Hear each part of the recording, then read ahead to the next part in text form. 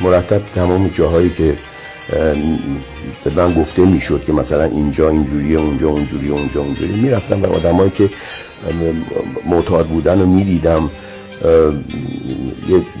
یکی دو سه موردم امتحان کردم خودم. یعنی حتی امتحان کردید برای نقشتون که ببینید اون بله، یه بار از دو سه تا از مواد مخدر امتحان کردم. یه دفعهش نزدیک بود بمیرم به دلیل اینکه رو قلبم اثر گذاشته بود. مثلا من شنیدم یه بازیگری چند وقت پیش مطلبی ازش شنیدم که گفته بود من برای اینکه برم نقش فلان معتاد رو بازی کنم چند وقتی با بچهای معتاد گشتم و رفتم خودم هم چند بار کشیدم. اینو من شنیدم از یه بازیگر بزرگی هم شنیدم اتفاقا. گفت اصلا مثل که شما میخوای یه نفر رو بکشی بعد بری یه قتل هم انجام بدی که تو حسش قرار، اصلا بازیگری این نیست. یعنی اصلا بازیگری این نیست.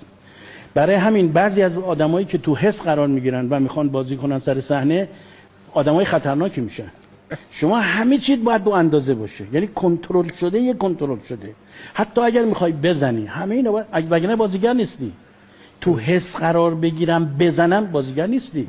یا اگر اینجا باید گریه کنم تا یه ساعت بعدش هم گریه دارم میکنم بازیگر نیستی.